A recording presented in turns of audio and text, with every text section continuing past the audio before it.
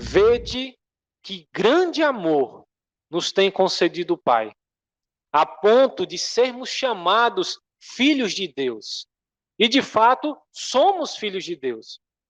Por essa razão, o mundo não nos conhece, porquanto não conheceu a Ele mesmo. Nós somos filhos de Deus. Eu sou filho de Deus, você é filho de Deus. Só que, diferente do que o mundo diz, nós não somos todos filhos de Deus. Na verdade, nós éramos inimigos de Deus. E Ele nos trouxe, não apenas para uma condição de paz com Ele, deixamos de ser inimigos, mas Ele foi além. Ele nos fez seus filhos. Ele nos amou ao ponto de sermos chamados seus filhos. E por aqui, eu já poderia encerrar essa mensagem de hoje. Me propus a falar sobre prosperar. E eu já falei para você que você era um mendigo que jogava pedras no portão do castelo. E de repente o rei lhe trouxe e lhe fez um príncipe. Você quer mais prosperidade do que isso? Você quer mais bênçãos do que isso? E Mefibosete então disse algo a Davi que para mim deveria ser a oração de todos nós diariamente. Diariamente. Eu vou colocar em minhas palavras aqui o que Mefibosete disse. Ele disse: eu e toda a minha família somos dignos de morte. E mesmo assim, tu me deste lugar em tua mesa. Eu não me importo que tires tudo o que eu tenho, se for preciso. Minha maior alegria é saber que o Senhor está no seu trono, reinando sobre o povo. Essa poderia ser muito bem a nossa oração. Se um homem teve coragem de dizer isso para outro homem, por que nós não teríamos coragem de dizer isso a Deus? Senhor, se quiser tirar tudo de mim, tira.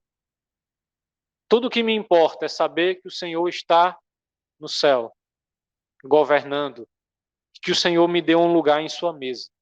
É tudo que eu preciso. Você tem coragem de orar assim? Você tem coragem de se desapegar de tudo e se contentar simplesmente em ser chamado filho de Deus? Você já entende que essa é a maior prosperidade que qualquer ser humano poderia ter na vida? Eu quero destacar aqui 5 bênçãos que Deus tem para nossas vidas. Deus nos tem abençoado. Você é abençoado com toda variedade de bênçãos, é o que ele nos diz aí. Se você não consegue ver todas as bênçãos que Deus tem derramado sobre a sua vida diariamente, tudo que eu posso fazer é orar como Eliseu orou em relação ao seu servo. Eliseu disse assim em 2 Reis 6:17: Senhor, peço-te que abra os olhos do meu servo para que veja. E o texto continua: e o Senhor abriu os olhos do moço e ele viu. Eu oro pela sua vida para que você consiga ver todas as bênçãos que Deus tem abençoado sua vida. Você está tão acostumado a receber a graça de Deus diariamente que como você começou a julgar como se fosse uma obrigação de Deus lhe dar essas coisas. Mas não é nenhuma obrigação de Deus, tudo isso é graça. Cada vez que você acorda pela manhã e você não morreu durante a noite, foi um presente que Deus lhe deu, não era uma obrigação dele. Cada ar que você respira, esse ar quem criou foi Deus, não foi você. E ele não tinha obrigação de lhe dar. Você fala, mas isso aí não é bênção de Deus para a minha vida, não. Porque ele dá essa bênção para todo mundo, não é só para quem é chamado filho de Deus. Nada disso. Essa bênção Deus só dá para os seus filhos. O dia que nasce para o salvo não é o mesmo dia que nasce para o perdido. O dia que nasce para aquele que não fez as pazes com Deus ainda é mais um dia que Deus vai cobrar da vida dele, porque ele não viveu para a glória de Deus. O dia que nasce para o cristão é mais um dia repleto de oportunidades para ele receber galardões no céu. Você acha mesmo que foi o mesmo dia que Deus fez? Não. O nosso dia é bênção, Deus. Você recebe toda sorte de bênçãos diariamente. Mas existe ainda mais uma bênção para nós. O texto nos diz agora no versículo 4, que nós somos escolhidos. Logo em seguida ele usa a palavra predestinados, antes da fundação da terra. O que o irmão estava fazendo enquanto Deus plantava os fundamentos da terra? Quando Deus criou Adão, o que é que você estava fazendo? Quando Deus contou o número de estrelas e colocou lá, o que é que a irmã estava fazendo numa hora dessa? Nada, vocês não estavam fazendo nada. Vocês não eram nada. Quando nem Adão existia, nem Adão existia. Nós não éramos nada. E Paulo nos diz que foi nessa época que Deus decidiu salvar o pobre do Samuel milanês. Muito antes que eu tivesse feito qualquer coisa, para ficar claro que ele me escolheu apesar de mim, não por causa de mim. Por que é que ele me escolheu? Porque eu era uma boa pessoa. Boa pessoa nem existia quando ele me escolheu. Ele fez isso só por amor. Você é amado por Deus antes de você nascer. Deus já havia planejado a sua salvação antes mesmo de você precisar dela. No mundo em que a grande maioria das pessoas vai receber a justa punição por suas falhas, Deus escolheu você para não receber a justa punição da sua falha. Deus escolheu você para viver no céu, apesar de quem você era. Você ainda quer mais bênçãos do que isso? Versículo 5 diz que nos predestinou para Ele, para a adoção de filhos. Quando você adota alguém, ele não passa a ter seu DNA, ele não passa a ter seu sangue, ele não é seu filho, mas assume a posição de filho.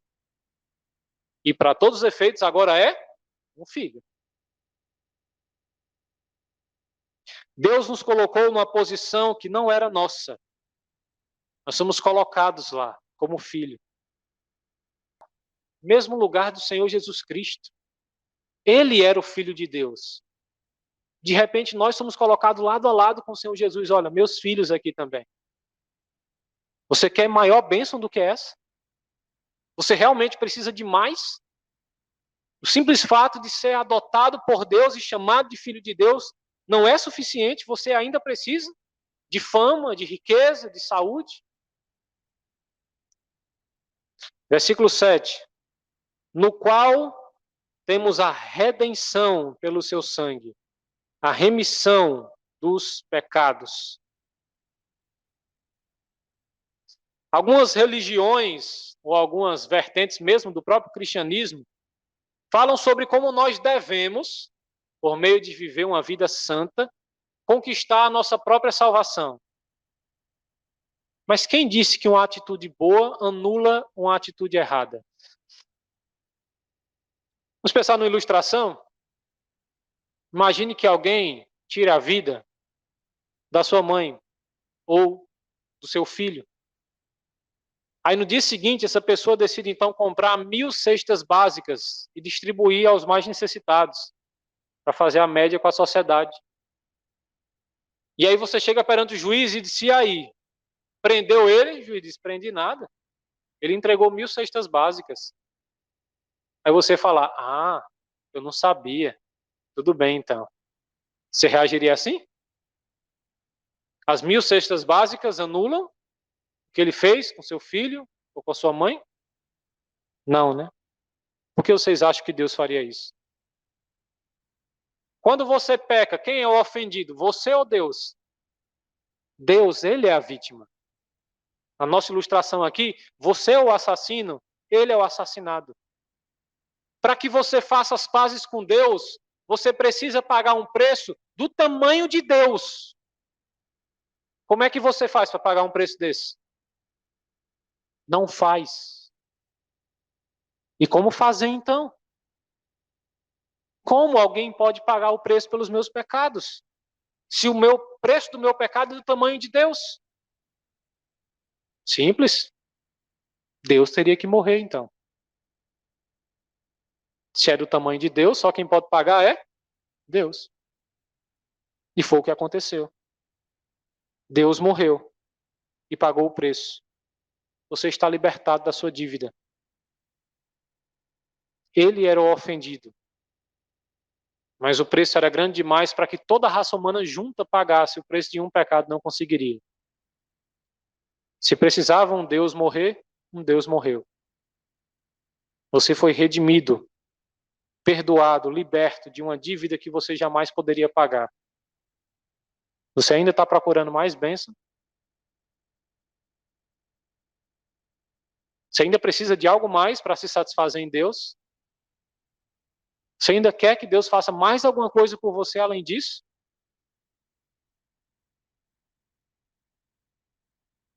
Versículo 13 diz: em quem também vós, depois que ouvistes a palavra da verdade, o evangelho da vossa salvação, tendo nele também crido, fostes selados com o Santo Espírito da promessa.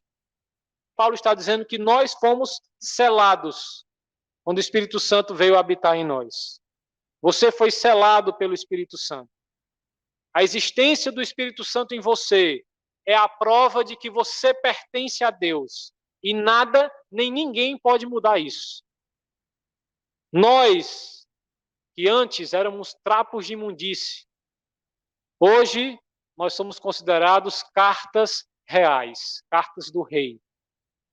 Nós que antes refletíamos morte e condenação, hoje somos o meio pelo qual o rei transmite a sua palavra a esse mundo. Você realmente acredita que precisa de mais de Deus do que isso? Porque tem. Mas eu vou parar por aqui. Porque se alguém diz para mim, e usando as palavras de Mefibosete aqui, que um cão morto como eu, agora sou um redimido, selado, que foi escolhido e adotado para ser abençoado, eu digo, tá bom já. Preciso de mais nada. Preciso de mais nada. Não existe maior prosperidade do que isso. É impossível. Esse é o auge da vida humana. Até mesmo o discípulo amado, João, ficou impressionado. Tanto que ele exclamou lá em 1 João 3, versículo 1. Você tem noção do tamanho do amor de Deus por nós? Ele nos elevou ao inimaginável patamar de filhos dele. É o que nos diz lá em 1 João 3:1. João viu Jesus. Ele andou com Jesus. Ele viu Jesus ressuscitado. Ele viu Jesus subindo ao céu. Você consegue imaginar o que João viu? As maravilhas que ele viu? E mesmo assim ele não podia acreditar no fato de que Deus estava nos dando o direito de sermos chamados do mesmo jeito que o filho dele é chamado. De filhos de Deus. Eu quero finalizar apenas com uma reflexão. Você realmente acha que Deus lhe selou, lhe adotou, lhe abençoou, lhe redimiu, lhe escolheu, lhe salvou, lhe amou, para você viver essa vida que você vive hoje? Cadê o nosso reconhecimento do tanto que Deus nos fez em nós e fez por nós, para você também clamar ao Senhor: Senhor, hoje no meu devocional eu só consegui ler um capítulo. Só mais um, Senhor, me faz ler 2 amanhã. E no dia seguinte dizer: Senhor, obrigado por esses 2, mais um, eu quero 3. Senhor, hoje eu só orei 10 minutos, amanhã me dá mais 10. Amanhã me dá mais 10. Senhor, hoje eu só preguei para uma pessoa, me dá mais um, Senhor. Eu já ensinei a tua verdade para essa pessoa aqui, tendo ela aceitado ou não. Me dá mais uma vida, Senhor. Me dá mais uma. Senhor, me dá uma palavra de bênção para o irmão que está sentado do meu lado. E após abençoar o irmão que está do seu lado, olhe para o outro e diga: Senhor, só mais um. Só mais um. Onde estão os cristãos que entendem todas as bênçãos que Deus tem dado e pedem a Deus a cada dia uma oportunidade a mais de poder retribuir ao Senhor tudo que Ele tem feito por nós? Uma oração de: Senhor, me faz um servo melhor. Só um pouco melhor, e melhor, e melhor. Deus já deu para você o auge da sua vida. Deus não lhe chamou para parar onde você está. O tanto que você lê, o tanto que você ora, o tanto que você prega, o tanto que você abençoa o seu irmão, Ele não lhe salvou para isso. Ele lhe salvou para muito mais. Ele fez muito mais por você. E você deve fazer muito mais para Ele.